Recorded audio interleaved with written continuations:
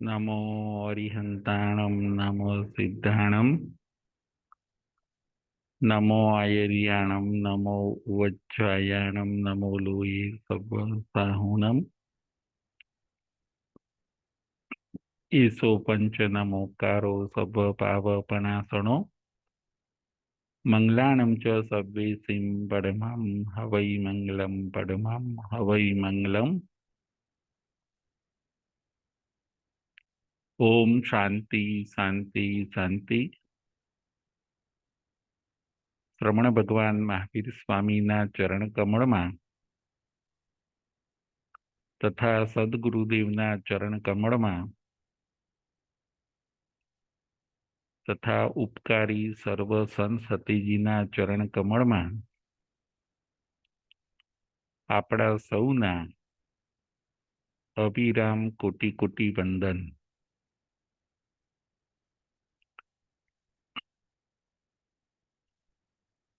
जय जिनेन्द्र। तारीख 15/2/24 गुरुवार। स्थानांग सूत्र वाचनी नंबर 7।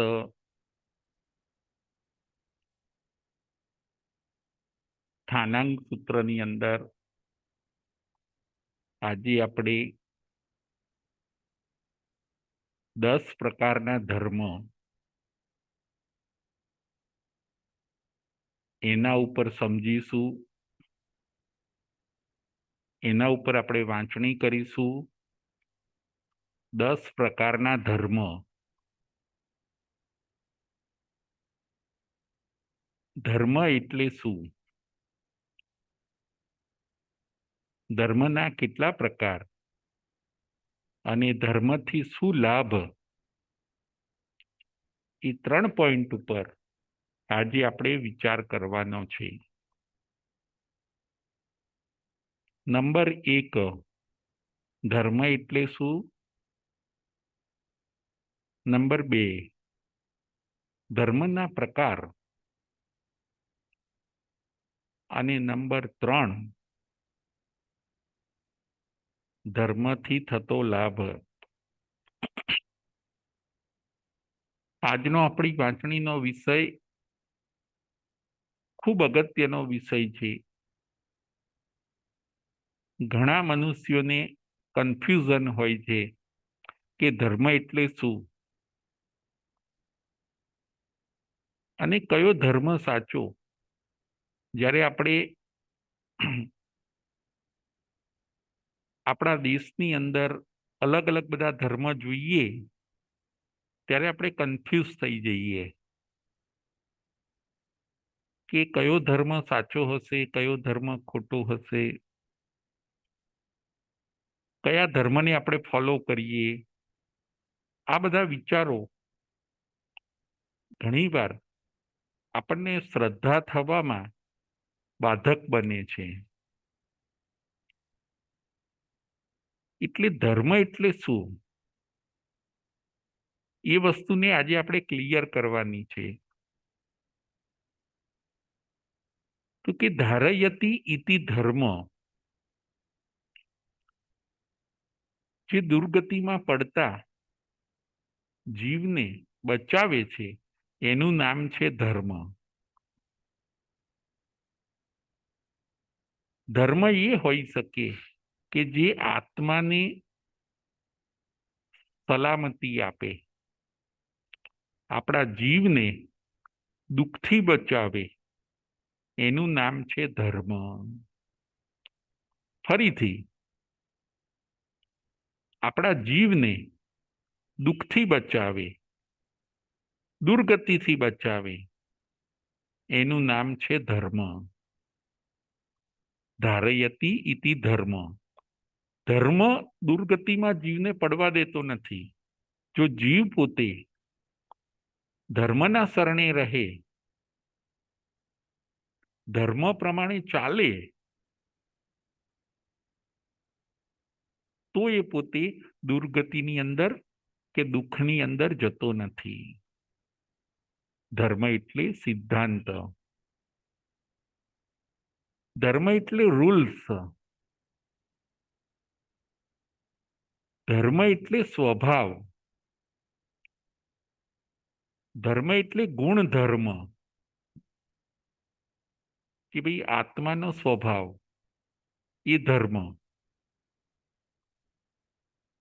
ધર્મ એટલે આપણી ફરજ, આપણી ફરજ શું શું છે એ આપણે સમજીએ અને એ પ્રમાણે આપણે રહીએ તો એને કહેવાય છે ધર્મ. ધર્મ એટલે ફરજ, ધર્મ એટલે જવાબદારી, ધર્મ એટલે ડ્યુટી. આવા ધર્મના અનેક અર્થ કરી શકાય છે. દરેક માણસ જો ધર્મને ફોલો કરે, રૂલ્સને ફોલો કરે, પ્રિન્સિપલને ફોલો કરે તો એ પોતે ચોક્કસ સુખ શાંતિ પામે છે અને બીજા જીવોને પણ સુખ શાંતિ આપે છે. આજે ધર્મ ઘણા બધા દુનિયાની અંદર જોવા મળે છે, પણ જે ધર્મ આપણને આપણી ડ્યુટી બતાવે, આપણું કર્તવ્ય શું છે એ બતાવે, એ ધર્મ સાચો છે. જે ધર્મ આપણને સરસ લાઈફ જીવતા શીખવાડે એ ધર્મ સાચો છે. સોલનો પ્રોગ્રેસ કરાવે એ ધર્મ સાચો. જે સોલનો પ્રોગ્રેસ નથી કરાવતો એ ધર્મ માત્ર કહેવાથી ધર્મ હોઈ શકે, પરંતુ એનાથી કંઈ ચેન્જીસ એટલે કે પરિવર્તન આવતું નથી. જે ધર્મ આપણો સ્વભાવ સુધારી શકે, આપણા સ્વભાવને, નેચરને સરસ બનાવી શકે એ ધર્મ સાચો. બાકી જો આપણે કોઈક એવો ધર્મ ફોલો કરતા હોઈએ કે જેનાથી આપણો સ્વભાવમાં ચેન્જ ન થાય, આપણો સ્વભાવ ન સુધરે, આપણા સોલનો પ્રોગ્રેસ ન થાય, તો પછી એ ધર્મ ધર્મ નથી. ઘણીવાર એવું પણ બને છે કે ધર્મ સાચો હોય પણ આપણામાં જો વીકનેસ હોય તો પણ સોલનો પ્રોગ્રેસ થતો નથી. એટલે આપણા ત્યાં કીધું કે સાચો ધર્મ કયો? તો કે જ્યાં અહિંસા, સંયમ અને તપ છે એ સાચો ધર્મ છે. જ્યાં અહિંસા એટલે કે નોન વાયોલેન્સ, સંયમ કંટ્રોલ અને તપ, અહિંસા, સંયમ અને તપ, જેના જીવનમાં આ ત્રણ છે તો એના જીવનમાં ચોક્કસ ધર્મ છે. પછી હિંસા, અસંયમ એ ધર્મ નથી. અહિંસા, સંયમ અને તપ એ ધર્મ છે. કોઈ જીવને કિલ નહીં કરવાના, મારવાના નહીં, કંટ્રોલમાં રહેવાનું, ઇન્દ્રિયોનો સંયમ રાખવાનો, એ બધો ધર્મ છે. અને તપ કરવું એ બધો ધર્મ છે. માટે અહિંસા, સંયમ અને તપ એ ધર્મ સાચો છે. કેવલીએ બતાવેલો ધર્મ સાચો છે. અરિહંત ભગવાને બતાવેલો ધર્મ એ સાચો છે.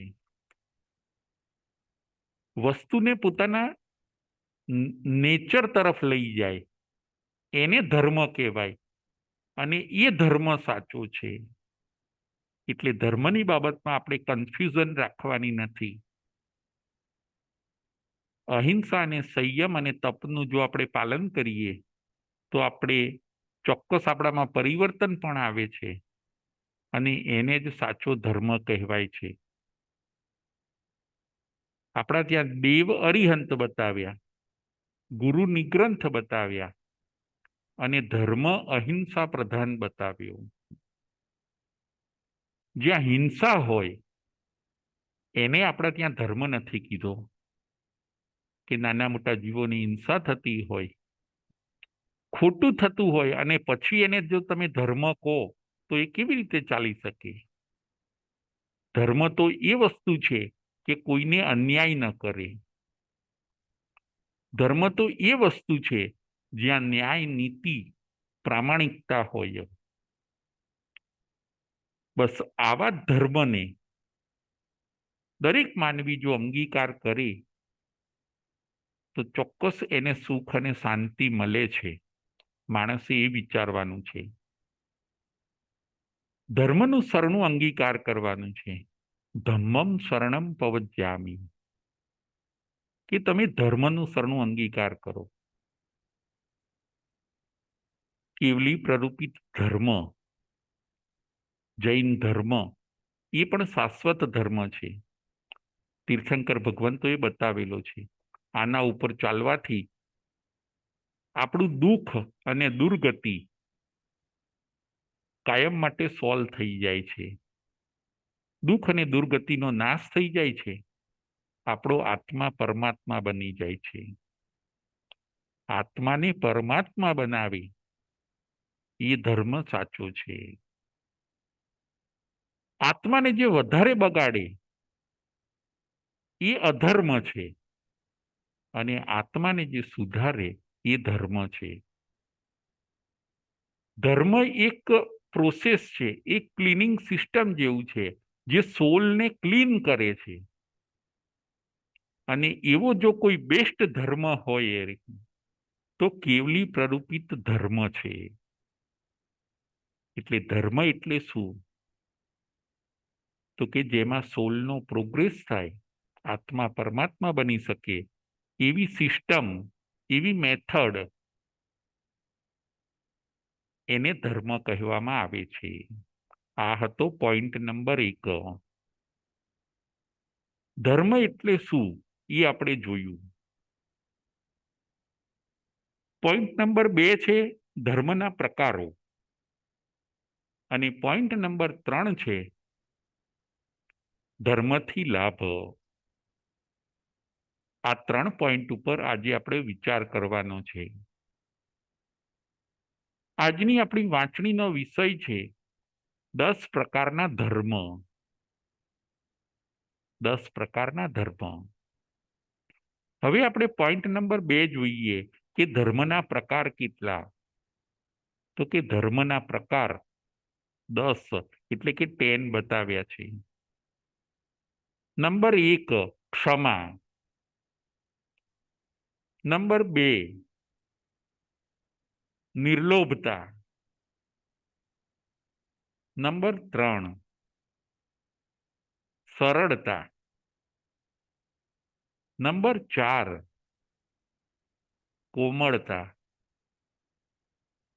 નંબર 5 અલ્પોબધિ.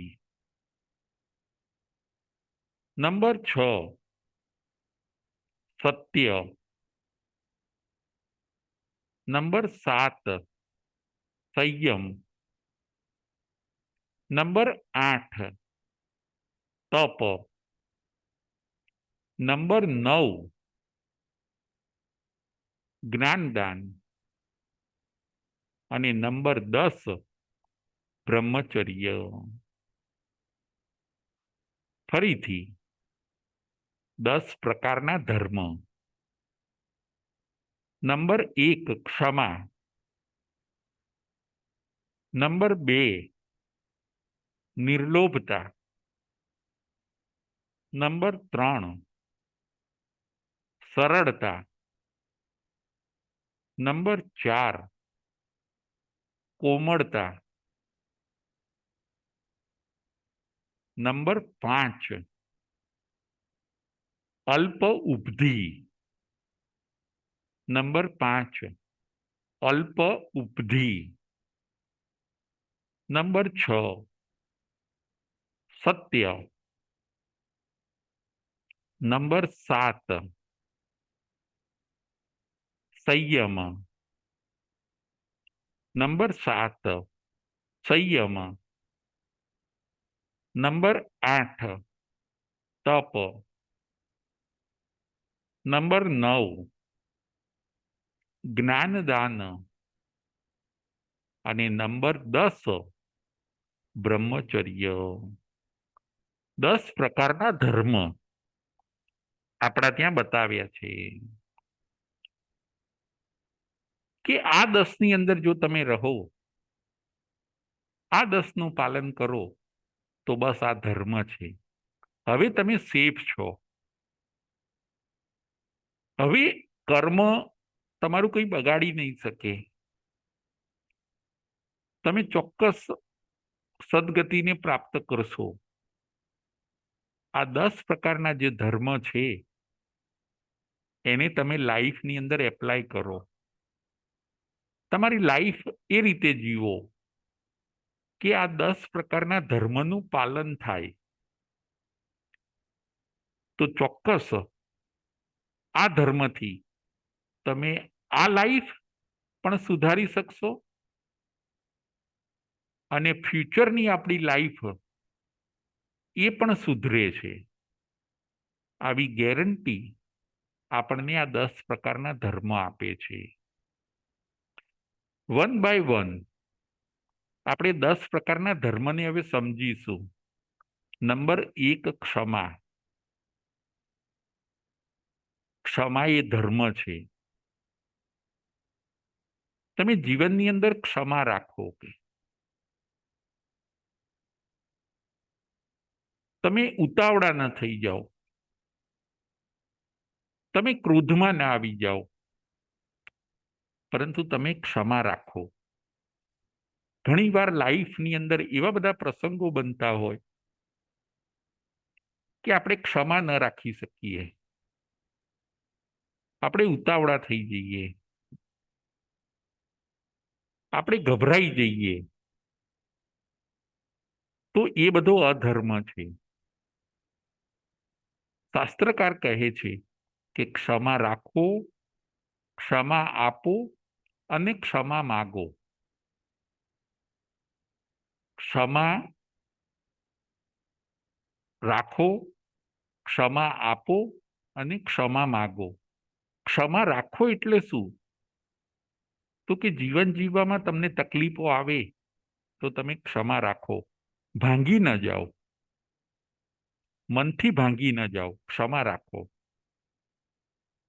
ઉપસર્ગ પરિસહ સંતોને પણ આવે છે, છતાંય પોતે ક્ષમા રાખે છે. તકલીફ આવે એ પોતે ક્ષમા રાખે છે, ગભરાઈ જતા નથી, આકરા ઉતાવળા થઈ જતા નથી, ખોટા સ્ટેપ લઈ લેતા નથી. એને કહેવાય છે ક્ષમા રાખી. ક્ષમા વીરસ્ય ભૂષણમ. ક્ષમા એ તો વીરનું આભૂષણ છે.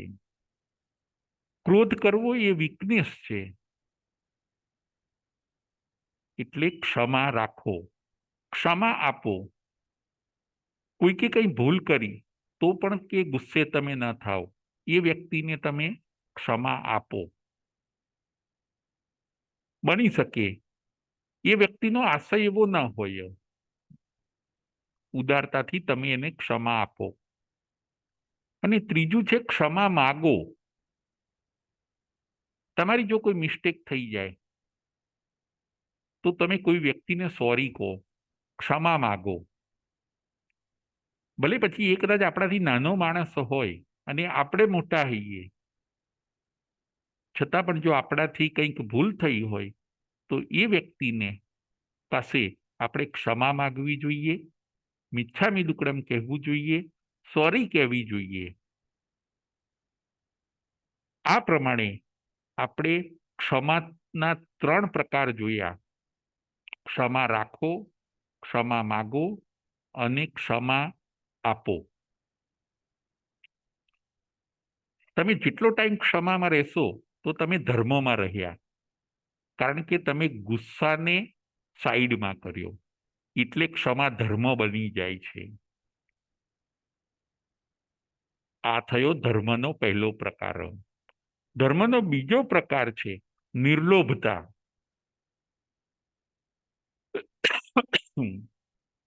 ધર્મનો બીજો પ્રકાર છે નિર્લોભતા, એટલે કે તમે લોભ બહુ ન રાખો. લોભ એટલે ગ્રીડ, હજી વધારે, હજી વધારે. કારણ કે જો તમે લોભ રાખશો તો તમારે ઘણો અધર્મ કરવો પડશે, ખોટું ઘણું કરવું પડશે. બીજું લોભી માણસને દોડવું પણ ઘણું પડે છે. લોભીમાં એવી તૃષ્ણા હોય છે કે એ શાંત થતી જ નથી. એટલે લોભને અધર્મ કીધો અને નિર્લોભતાને આપણા ત્યાં ધર્મ કીધો, કે તમે લોભ ન કરો. બસ જેટલું છે એટલામાં તમે સંતોષ માનો. નિર્લોભતા એટલે સંતોષ. સંતોષ એ ધર્મ છે. એનામાં જ સુખ આપવાની શક્તિ છે. લોભ તો તમને દુખી દુખી કરી દે છે. લોભ તો તમને અસંતોષમાં રાખે છે. હોય એ બધું ઓછું પડે, એનું નામ છે લોભ. સેકન્ડ નંબરનો આ ધર્મ હતો, નિર્લોભતા. આ નિર્લોભતા ઉપર કપિલ કેવડીએ વિજય મેળવ્યો હોય છે. લોભ કોણે છોડી દીધો? કદાચ આપણને કોઈ એવું પ્રશ્ન પૂછે કે લોભ કોણે છોડ્યો, તો ઉત્તરાધ્યન સૂત્રની અંદર ભગવાન બતાવે છે કે એક કપિલ નામનો બ્રાહ્મણ હોય છે. એ લોભના કારણે ઘણો દુઃખી થઈ ગયો. હજી વધારે, હજી વધારે, એને સંતોષ ન થયો અને પછી એનું દુઃખ વધતું ગયું. એને એમ વિચાર આવ્યો કે મને જ્યારે લોભ નતો ત્યારે હું સુખી હતો, હવે લોભના હું વધારે વિચાર કરું છું એમ દુઃખી થઉં છું, એટલે મારે આ લોભના વિચાર છોડી દેવા જોઈએ. કપિલ બ્રાહ્મણ પુત્ર લોભના વિચાર જેવા છોડી દે છે અને સંતોષના ઘરમાં આવે છે, નિર્લોભી બને છે. અને કહેવાય છે કે કપિલ પોતે કપિલ કેવડી બની જાય છે, એને કેવળ જ્ઞાનની પ્રાપ્તિ થાય છે. નિર્લોભતા એ ધર્મ છે. ગ્રીડમાંથી આપણે બહાર નીકળી જઈએ. લોભે લક્ષણ જાય. એવી કહેવત છે કે માણસમાં જો લોભ હોય તો સારા સારા એના જે બધા લક્ષણ હોય, એની સારી ટેવો, એ પણ બધી ધીરે ધીરે લોભ ખતમ કરી કાઢે છે. બસ એ તૃષ્ણામાં દોડે છે, હજી વધારે મેળવું, હજી વધારે મેળવું. અધર્મની અંદર જાય છે અને પછી અશાંતિમાં પોતે અટવાઈ જાય છે. એટલે નિર્લોભતા એ ધર્મ છે. તમે સંતોષમાં આવી જાઓ. દરેક માણસે આ વિચારવાની જરૂર છે. નંબર 1 હતો ક્ષમા, નંબર 2 નિર્લોભતા, નંબર 3 છે સરળતા. એ ધર્મ છે. સરળતા એ ધર્મ છે. સરળતા એટલે કોઈ આંટી ઘૂંટી જીવનમાં ન હોવી જોઈએ. સરળતા એટલે કોઈ જીવનની અંદર કપટ, માયા કપટ ન હોવું જોઈએ. સરળતા એટલે કૂડ કપટ અને કાવા દાવા જીવનની અંદર ન હોવા જોઈએ. એનું નામ છે સરળતા. સરળતા એ ધર્મ છે અને કપટ એ અધર્મ છે. પેલું રૂપક આપે છે કે પાઇપલાઇનની અંદર પાણી તરત પાસ થઈ જાય છે. કોઈ મકાનની અંદર જુઓ પાઇપલાઇન હોય છે, પાણી તરત પાસ થાય છે. જ્યાં ટર્ન લેવાનું આવશે ત્યાં ટર્ન લેશે. તરત એ નળમાંથી પણ બહાર નીકળે છે, ક્યાંય અટકતું નથી. પાણી કેમ ક્યાંય ન અટક્યું પાઇપલાઇનની અંદર? કેમ કે એ સરળ છે. પાણી એટલે વોટર. વોટર સરળ છે. જે વાસણમાં આપણે ભરીએ એની અંદર એ સમાઈ જાય છે. પાણી સરળ છે, પણ આ જે પથ્થર છે એ સરળ નથી. એ પોતે ફિક્સ છે. એને કોઈ પાઇપલાઇનની અંદર નાખે તો એ પોતે પાસ નહીં થાય, એ પોતે અટકી જાય છે. જ્યારે પાણી એ પોતે તરત વહન કરીને બહાર નીકળી જાય છે. એટલે સરળતા જેના જીવનમાં હોય છે એ ક્યાંય પથ્થરની માફક ફસાતા નથી. અને જે આંટી ગુંટી કરે છે, કૂડ કપટ કરે છે, એ પોતે કૂડ કપટમાં જ ફસાઈ જાય છે. માટે સરળતા એ ધર્મ છે, પરંતુ કપટ એ ધર્મ નથી. આપણે જેટલો જેટલો ટાઈમ સરળતામાં રહીએ એટલો ટાઈમ આપણો ધર્મમાં ગયો એ વાત ચોક્કસ છે. આ હતો નંબર 3 સરળતા. નંબર 4 છે કોમળતા. ચોથા નંબરનો ધર્મ કયો? તો કે કોમળતા એ ચોથા નંબરનો ધર્મ છે. તમે કોમળતામાં રહો. કોમળતા એટલે ઈગોનો ત્યાગ. માનમાં અક્કડતા હોય અને કોમળતાની અંદર વ્યક્તિ નરમ હોય છે. કોમળતા એ ધર્મ છે. આમાં આપણને અભિમાનનો ત્યાગ કરવાનું કહે છે કે આપણા જીવનની અંદર અભિમાન ન હોવું જોઈએ. અને જો કોમળતા હોય તો ધર્મ છે આપણા જીવનમાં, એ વાત નક્કી થઈ. બાહુબલીને ભગવાન ઋષભદેવના પુત્ર બાહુબલીને થોડુંક અભિમાન હોય છે કે મારે ઋષભદેવ ભગવાન પાસે જવું નથી, હું અલગ રહીને ધ્યાન કરું અને કેવળ જ્ઞાનની પ્રાપ્તિ કરું. એમની પાસે જઈશ તો મારાથી મોટા જે 98 ભાઈઓ છે એને મારે વંદન કરવા પડશે. અને એવું બધું ક્યાં કરવું? એમને નમવાની શી જરૂર છે? હું અલગ જ ધ્યાનમાં બેસું, વર્ષો સુધી હું ધ્યાન કરીશ, મને કેવળ જ્ઞાનની પ્રાપ્તિ થઈ જશે અને પછી હું મોક્ષે જતો રહીશ.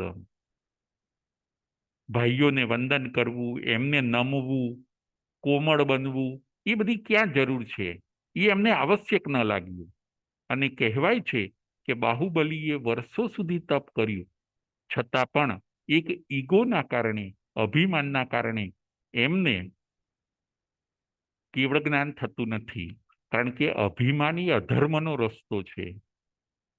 અધર્મના માર્ગે કેવળ જ્ઞાન ન થાય, ધર્મના માર્ગે થાય. એમ જ્યારે બ્રાહ્મી સુંદરી પોતાના ભાઈ બાહુબલીને જગાડે છે, બાહુબલી પોતે અભિમાનનો ત્યાગ કરે છે અને ઋષભદેવ ભગવાન પાસે આવવા માટે પ્રથમ ડગલું ભરે છે, પહેલું જ પગલું ભરે છે. અને શાસ્ત્રકાર કહે છે કે એમનામાં કોમળતા આવી, ધર્મનો પ્રવેશ થયો અને બાહુબલીને કોમળતાના કારણે તરત જ કેવળ જ્ઞાન અને કેવળ દર્શન થઈ જાય છે. આપણે આપણા જીવનની અંદર કોમળતા લાવીએ. મન વચન કાયા આપણા કોમળ હોવા જોઈએ, કઠોર ન હોવા જોઈએ. એની અંદર અભિમાન દેખાવું ના જોઈએ. કોમળતા એ ધર્મ છે. આ હતો ધર્મ નંબર 4. ધર્મ નંબર 5 અલ્પ ઉપધિ. અલ્પ ઉપધિ એટલે ઓછો સામાન, ઓછો પરિગ્રહ. એ ધર્મ છે. આવશ્યકતા સિવાય વધારે ન રાખવું જોઈએ. આવશ્યકતા સિવાય વધારે વસાવવું ન જોઈએ. એનું નામ છે ધર્મ. પરિગ્રહ એ અધર્મ છે. વધારે બધું ભેગું કરવું, મકાન, જમીન, ધન ધાન્ય, પૈસા, પ્રોપર્ટી, આ બધો પરિગ્રહ. એ પરિગ્રહ આપણને દુર્ગતિનું કારણ બને છે. અને અલ્પ ઉપધિ, ઓછો પરિગ્રહ એ આપણને સદગતિનું કારણ બને છે. અલ્પ ઉપધિ, પરિગ્રહને આપણે ત્યાં પાપ કહ્યું છે. અલ્પ ઉપધિ એને આપણે ત્યાં ધર્મ કહ્યો છે. કે તમે તમારી પાસે જો વધારાની વસ્તુ તમને લાગે તો એને બીજા માટે શેર કરી દો, જેની પાસે નથી એને આપો. બિનજરૂરી બધું ભેગું ન કરવું. જ્યાં છે ત્યાં ખૂબ છે, જ્યાં નથી ત્યાં બિલકુલ નથી. આવું બધું ઇકોનોમિકલ અનબેલેન્સ જે છે એનું સરખું કરે છે અલ્પ ઉપધિ. તમારી પાસે જરૂરી વસ્તુ રાખો. એકની જરૂર હોય તો 3 વસ્તુ રાખવાની જરૂર નથી. 3ની જરૂર હોય તો 10 રાખવાની જરૂર નથી. બધામાં લિમિટ. જમવાના દ્રવ્યોમાં લિમિટ, કપડામાં, પૈસામાં, વસ્તુઓમાં મર્યાદા બાંધવાનું આપણને આ ધર્મ શીખવે છે. આ થયો 5મા નંબરનો ધર્મ, અલ્પ ઉપધિ. પુણ્યા શ્રાવક હોય છે, પોતે પુણ્યા શ્રાવક, એમની પાસે અલ્પ ઉપધિ હોય છે. ઘરમાં કોઈ બધી બહુ વસ્તુ નહીં, રોજે રોજ કમાવાનું, આજનો ખર્ચ નીકળી જાય એટલું જ કમાવાનું, એની અંદર જમવાનું અને એની અંદર સંતોષ માનવાનો. એમના સંતોષના, એમના પરિગ્રહ ત્યાગના ભગવાને પણ વખાણ કર્યા. એમની સામાયિકના ભગવાને વખાણ કર્યા. પુણ્યા શ્રાવકે પોતાની પાસે બહુ અલ્પ ઉપધિ રાખી હોય છે, માટે એમને ધર્મ ખૂબ થયો અને એમણે પોતે પોતાના આત્માનો વિકાસ પણ ખૂબ કર્યો. અલ્પ ઉપધિ એ ધર્મ છે અને ખૂબ ભેગું કરવું, પરિગ્રહ કરવો, એનું એટેચમેન્ટ રાખવું, એના ઉપર આસક્તિ રાખવી, એને સાચવવા માટે ચિંતાઓમાં રહેવું, એ બધું અધર્મ છે. આ થયો નંબર 5, 5મા પ્રકારનો ધર્મ. 6થા પ્રકારનો ધર્મ છે સત્ય. સત્ય એ ધર્મ છે. ટ્રુથ એ ધર્મ છે. સત્યના શરણે રહો તો ચોક્કસ તમે ધર્મ કરો છો. 100% તમે ધર્મ કરો છો એ વાત નક્કી થઈ. વ્યવહારમાં સત્ય, જીવનમાં સત્ય, બોલવામાં સત્ય, સત્ય તરફનો જો તમારો પક્ષપાત હશે, સત્યનું જો તમે રક્ષણ કરશો, સત્યને જો તમે સાચવશો અને સત્યને જો તમે જીવનમાં ઉતારશો તો આ જીવન આપણે જીતી જઈશું. સત્ય એ જ ભગવાન. આપણા ત્યાં શાસ્ત્રમાં કીધું સચ્ચમ ખલુ ભયવમ, સત્ય એ જ ભગવાન છે. કોઈ દિવસ અસત્યના રસ્તે ન જાઓ. સત્યમ શિવમ સુંદરમ. સત્ય એ જ શિવ છે અને જે શિવ છે એ જ સુંદર છે. સત્ય એ શિવ છે. શિવ એટલે કલ્યાણ, મોક્ષ. સત્ય એ જ મોક્ષ અને મોક્ષ એ જ સુંદર. સત્ય એ જ ભગવાન અને ભગવાન એ જ સુંદર. દુનિયાની સુંદરમાં સુંદર જો કોઈ વસ્તુ હોય તો એ છે ભગવાન. અને ભગવાન તરીકે જો કોઈને જોવું હોય તો તમે સત્યને જુઓ. સત્યમ શિવમ સુંદરમ. સત્યની અંદર તમે કોઈ ગોલમાલ ન કરો. સત્યની અંદર અસત્યને ભેળવો નહીં. થોડું સાચું થોડું ખોટું એવું પણ આપણે ન કરવું જોઈએ. સત્યને સાચવવું જોઈએ. સત્યને મિસ ન કરવું જોઈએ. સત્યને પકડી રાખવું જોઈએ. સત્ય છૂટી જાય એવું ન બનવું જોઈએ. આપણે ખોટા હઈએ તો તો પછી આપણે સાચા છીએ એવું પુરવાર કરવા માટે આપણે પ્રયત્ન નહીં કરવાનો. અને જો બીજા સાચા હોય તો એમને એ પોતે સાચા છે એ કહેવામાં પણ આપણે ઉદારતા રાખવાની. સત્ય એ જ ભગવાન, સત્ય એ જ ધર્મ, અસત્ય એ તો અધર્મ છે. બોલવામાં સત્ય, વ્યવહારમાં સત્ય, જીવનમાં સત્ય આપણે લાવવાનું છે. રાજા હરિશ્ચંદ્ર, રાજા યુધિષ્ઠિર આ બધા સત્યવાદી કહેવાતા હતા. એ લોકોએ ક્યારેય અસત્યનો પક્ષ નથી લીધો.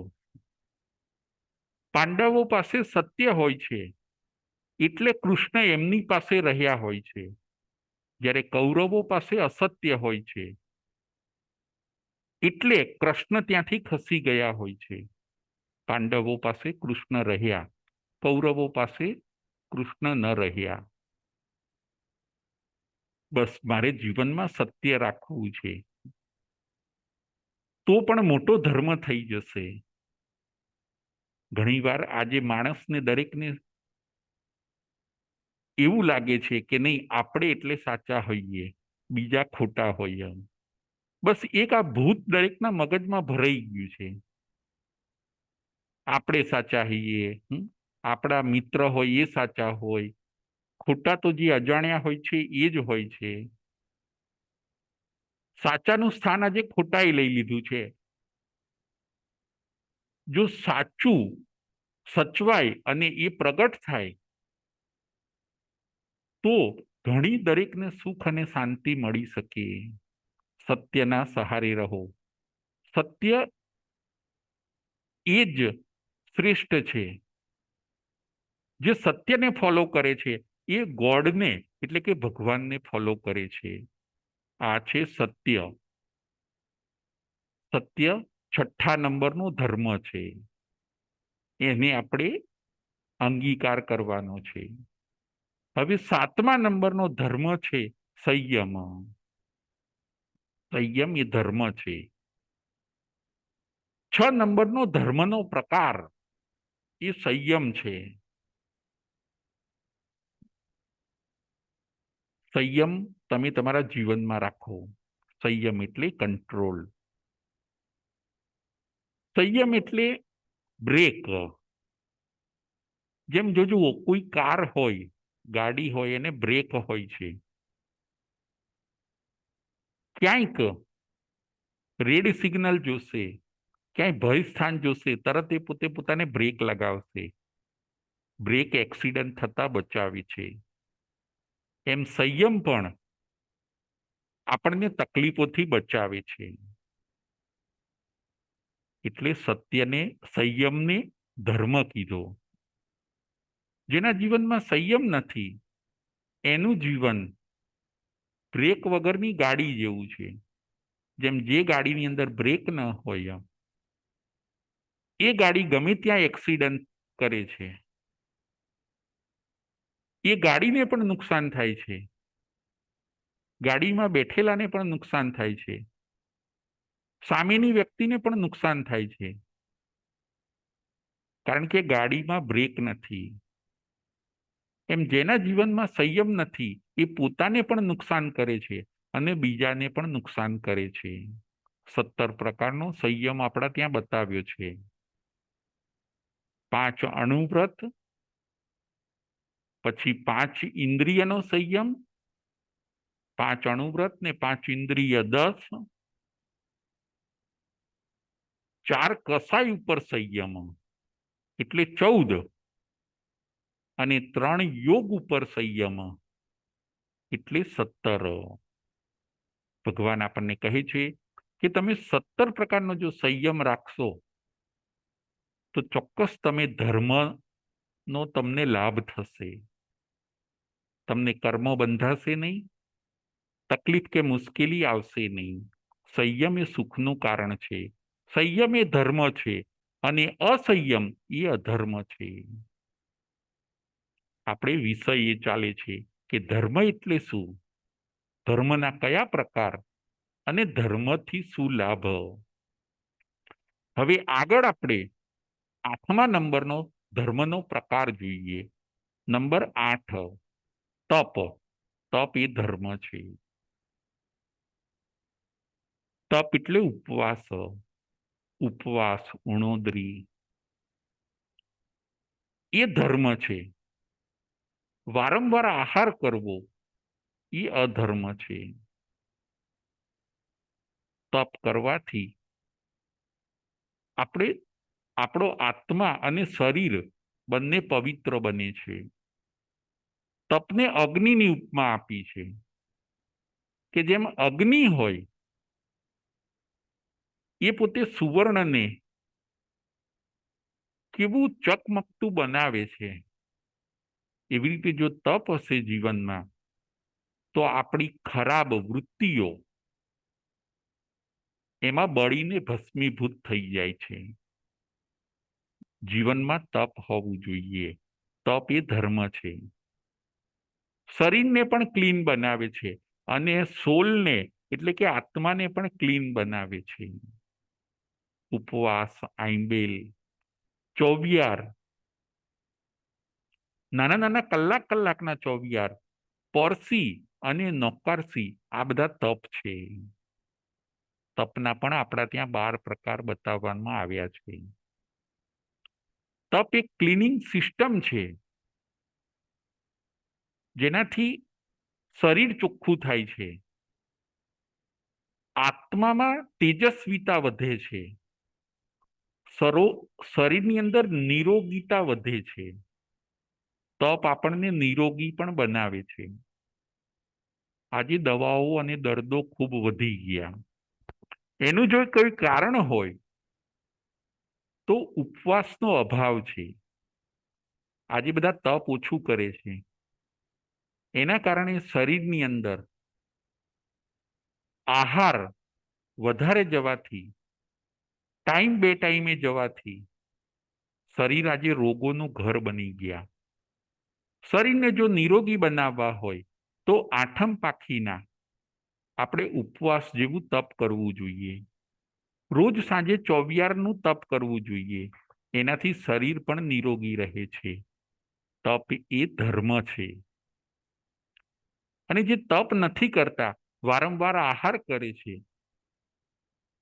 ઇન્દ્રિયોનું પોષણ કરે છે, ખાવા પીવામાં અને ભોજનની અંદર ગળાડૂબ રહે છે, એ લોકો તપનો લાભ ગુમાવે છે. માટે તપ એ ધર્મ છે. પ્રકાર નંબર 8. પ્રકાર નંબર 9 છે જ્ઞાનદાન. ધર્મનો પ્રકાર નંબર 9, જ્ઞાનદાન. કે જ્ઞાનદાન એટલે શું? તો કે તમારી પાસે જે જ્ઞાન હોય એ બીજાને આપવું એ પણ ધર્મ છે. પ્રકાર નંબર 9, તમારી પાસે જે જ્ઞાન છે, આત્માનું જ્ઞાન, કર્મનું જ્ઞાન, તમારી પાસે જે શાસ્ત્રનું જ્ઞાન છે એ બીજાને તમે આપો. બીજાને તમે જ્ઞાની બનાવો.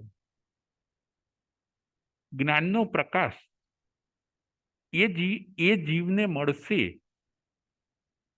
તો એ પોતે અજ્ઞાનમાંથી છૂટી જશે અને એને જ્ઞાન આપવામાં જો આપણે નિમિત્ત બનીશું તો મોટો ધર્મ થઈ જશે. જીવોની દયા કેવી રીતે પડાય એ જ્ઞાન તમે બીજાને આપો. દરેકને સુખ શાંતિ કેવી રીતે અપાય, સાતા કેવી રીતે અપાય એ જ્ઞાન તમે બીજાને શીખવાડો. સામાયિક શીખવાડો એ પણ જ્ઞાનદાન છે. કોઈને પ્રતિક્રમણ શીખવાડો, કોઈને શાસ્ત્ર વાંચન કરાવો, ધર્મકથા કહીને કોઈકને તમે ઘડતર કરો, એ પણ જ્ઞાનદાન છે. આપણા સંપર્કમાં આવનારને આપણે જ્ઞાન આપવું જોઈએ, એનું ઘડતર કરવું જોઈએ, એને કેળવવા જોઈએ. આ એક પ્રકારની શાસન પ્રભાવના છે. વ્યક્તિને કયું જ્ઞાન આપવાનું? તો કે એને પુણ્ય અને પાપનું તમે જ્ઞાન આપો, કે આ આપણે કરીએ તો પુણ્ય થાય અને આ કરીએ તો પાપ થાય. આ કરીએ તો ધર્મ કહેવાય, આ કરીએ તો અધર્મ કહેવાય. આજે જુઓ, સ્કૂલ કોલેજનું જ્ઞાન વધ્યું છે, પણ પુણ્ય પાપ કેવી રીતે લાગે એ જ્ઞાન કદાચ આજના યંગસ્ટરમાં નથી. સ્કૂલ કોલેજનું આજે ઘણું બધું જ્ઞાન, ડિગ્રીઓ, સર્ટિફિકેટો એ બધું વધ્યું છે, જ્યારે જે શાસ્ત્ર જ્ઞાન કહેવાય એ ઘટતું જાય છે, એ વ્યક્તિમાં હોતું નથી.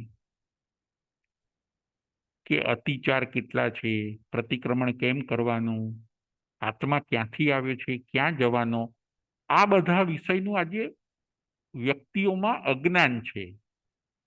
એ અજ્ઞાનને દૂર કરીને આપણે દરેક વ્યક્તિને જ્ઞાન આપવું જોઈએ. નવ તત્વનું જ્ઞાન અને 6 દ્રવ્યનું જ્ઞાન, એનો તમે પ્રચાર અને પ્રસાર કરો. શાસ્ત્ર જ્ઞાનથી કોઈ વ્યક્તિ અજાણ ન રહેવી જોઈએ. આવો આપણે પ્રયત્ન કરીએ, એને કહેવાય છે જ્ઞાનદાન. કારણ કે શાસ્ત્ર જ્ઞાન જ આપણને દુર્ગતિઓથી બચાવે છે. શિક્ષણનું જ્ઞાન, ડિગ્રીઓનું જ્ઞાન, એ તો ખાલી આ ભાવમાં આપણને ઉપયોગમાં આવે છે. એટલે જ્ઞાનદાન કરવું, બીજાને તૈયાર કરવા, એ પણ 9મા નંબરનો ધર્મ છે. બીજાને આપણે શીખવાડવું જોઈએ. કોઈને તમે કથા કહો, વાર્તા કહો, એના માધ્યમે એના જીવનમાં પરિવર્તન આવશે. શિક્ષણ જરૂરી છે, એવી રીતે સંસ્કાર અને જ્ઞાન પણ જરૂરી છે. આપણા સંપર્કમાં આવનાર વ્યક્તિને આપણે ધર્મથી અને સંસ્કારથી યુક્ત કરવા અને જ્ઞાનથી યુક્ત કરવા, એ પણ આપણી ફરજ બને છે. વ્યક્તિ સુધરશે તો રાષ્ટ્ર, દેશ, સમાજ, વિશ્વ પણ સુધરી શકે છે. એજ્યુકેશન આજે બધા પાસે છે, પરંતુ શાસ્ત્ર જ્ઞાન કેટલા પાસે છે? જીવો અને જીવવા દો, એનો પ્રિન્સિપલ કેટલા પાસે છે? આવું બધું વિચારીને આપણે દરેક જીવને જ્ઞાન આપવું જોઈએ અને એનું અજ્ઞાન દૂર કરવું જોઈએ. એના કન્સેપ્ટને આપણે ક્લિયર કરવા જોઈએ. એના ડાઉટ્સને દૂર કરીને આપણે દરેક જીવને જ્ઞાનનો પ્રકાશ આપવો જોઈએ. આપણી પાસે જે જ્ઞાન હોય એને શેર કરવું, એનું નામ છે જ્ઞાનદાન.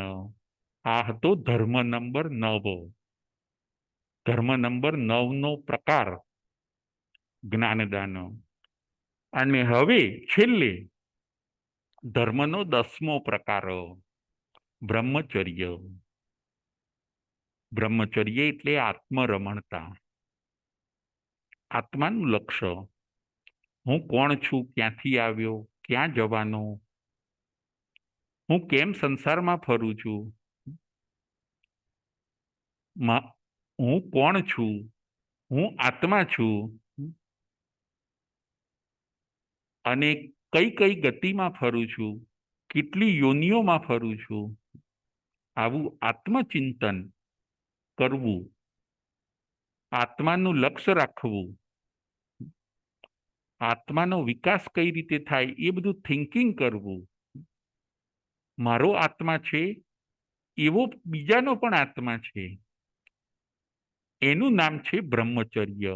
બ્રહ્મ એટલે આત્મા અને ચર્ય એટલે ચાલવું.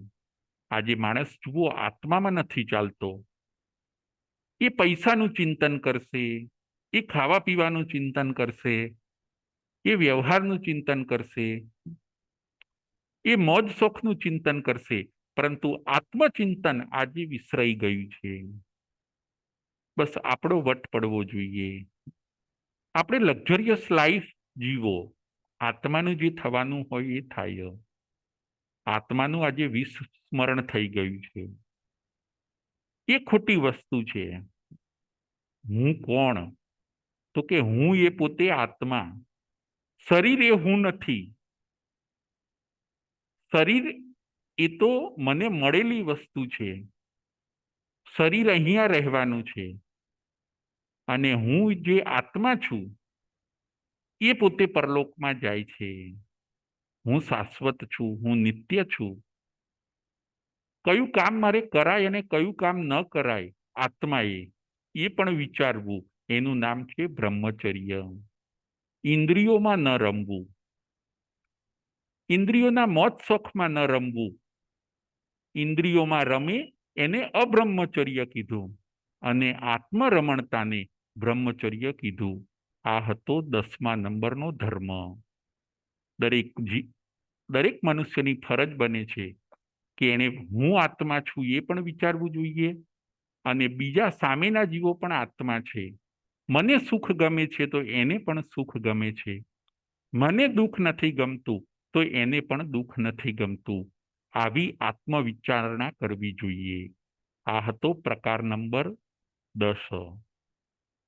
અને ત્રીજો પોઈન્ટ છેલ્લે, કે ધર્મથી થતા લાભ.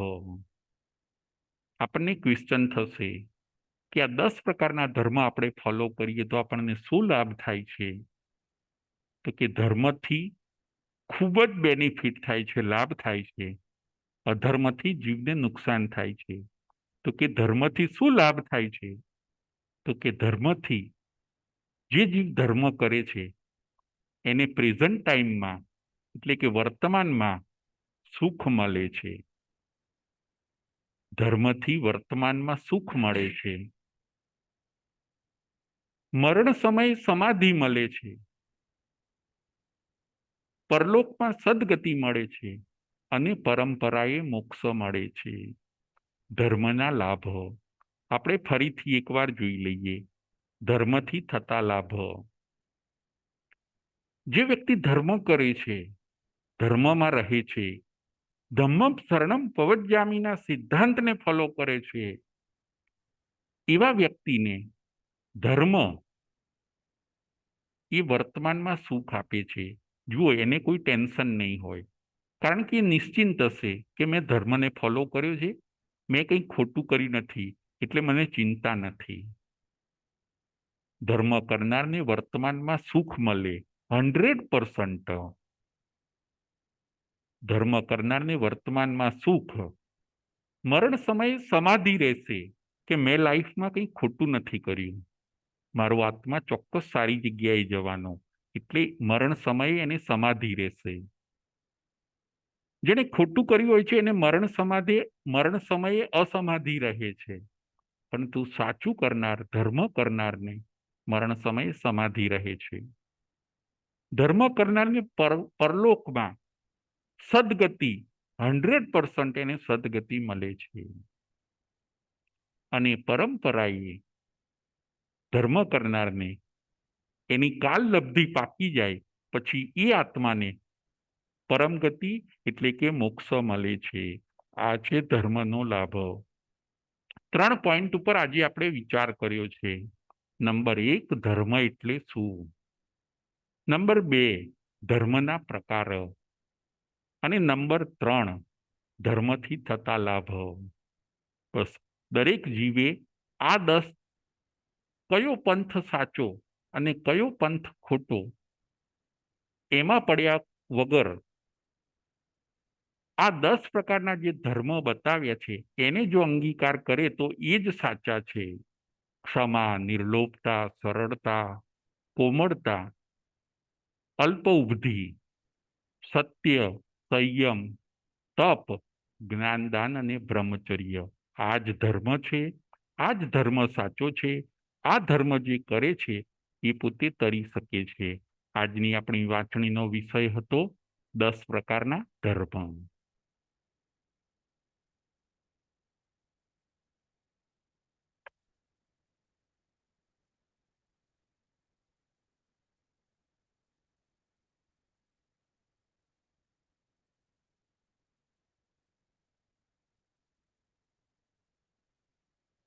પ્રશ્નોત્તરી,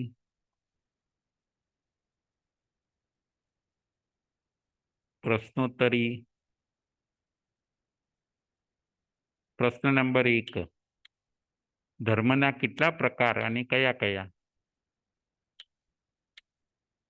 પ્રશ્ન નંબર 1, ધર્મના કેટલા પ્રકાર કયા કયા? દીનાબેન શેઠ. જય જિનેન્દ્ર. જય જિનેન્દ્ર. ધર્મના 10 પ્રકાર છે. પહેલું ક્ષમા, બીજું નિર્લોપતા, ત્રીજું સરળતા, ચોથું કોમળતા, પાંચમું ઉપધિ, છઠ્ઠું સત્ય, સાતમું સંયમ, આઠમું તપ, નવમું જ્ઞાનદાન અને 10મું બ્રહ્મચર્ય. બહુ સરસ, બહુ સરસ, થેન્ક યુ. હવે પ્રશ્ન નંબર 2,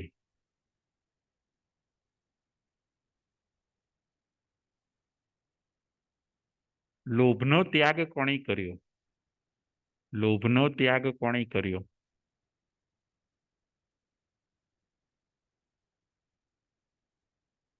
દ્રષ્ટાંતનું નામ. લોભનો ત્યાગ કોણે કર્યો?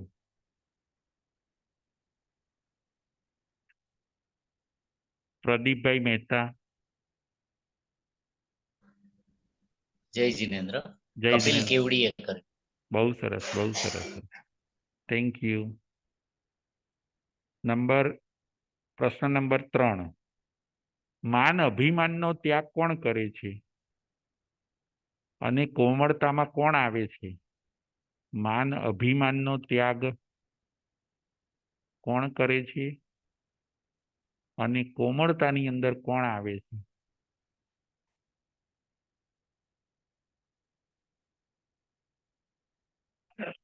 યાદ કરો.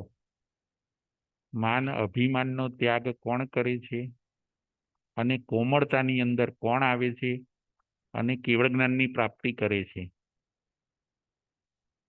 દીનાબેન શેઠ. બાહુબલી. બાહુબલી આવે છે. બાહુબલી. કોના પુત્ર બાહુબલી? કોના પુત્ર? ઋષભદેવના. બહુ સરસ, ઋષભદેવ. બહુ સરસ, બહુ સરસ. હવે આગળ, સત્ય કોણ બોલે છે અને સત્યનું આચરણ જીવનમાં કોણ કોણ કરતા હોય છે? મેં 2 નામ આપ્યા હોય છે, 2 મહાપુરુષના નામ જે સત્ય બોલતા હોય છે અને સત્યનું આચરણ કરતા હોય છે.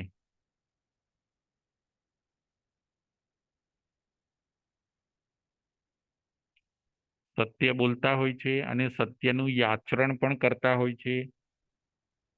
મેં 3 નામ આપ્યા હતા.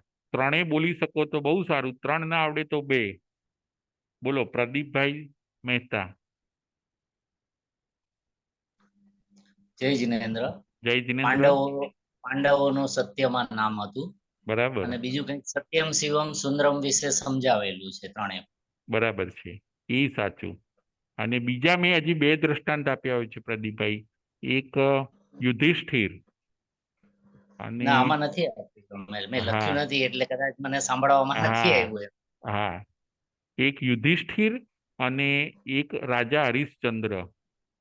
રાઈટ. એ પણ સત્યવાદી હોય છે. બરાબર, બરાબર. ખ્યાલ આવ્યો? હાજી. Yes, yes. હાજી. ઓકે.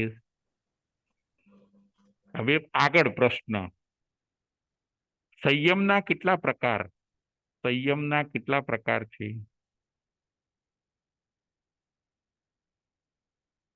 સંયમના કેટલા પ્રકાર છે? દીનાબેન શેઠ.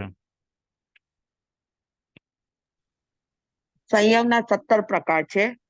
5 અણુવ્રત, 5 ઇન્દ્રિયનો સંયમ અને 4 કસાય ઉપર સંયમ અને 3 યોગ ઉપર સંયમ. બહુ સરસ, બહુ સરસ.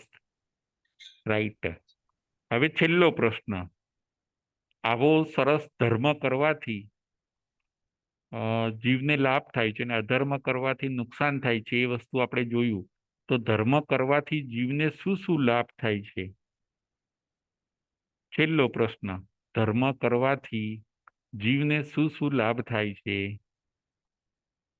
દીનાબેન શેઠ. આપણે જે જીવ ધર્મ કરે છે તેને વર્તમાનમાં સુખ મળે છે, મરણ સમયે તેને સમાધિમાં રહે છે અને પરલોકમાં એને 100% સદગતિ મળે છે અને પરંપરાએ તેને મોક્ષ મળે છે. બહુ સરસ, બહુ સરસ. Thank you Dinaben. ઓકે, જય જિનેન્દ્ર, જય મહાવીર.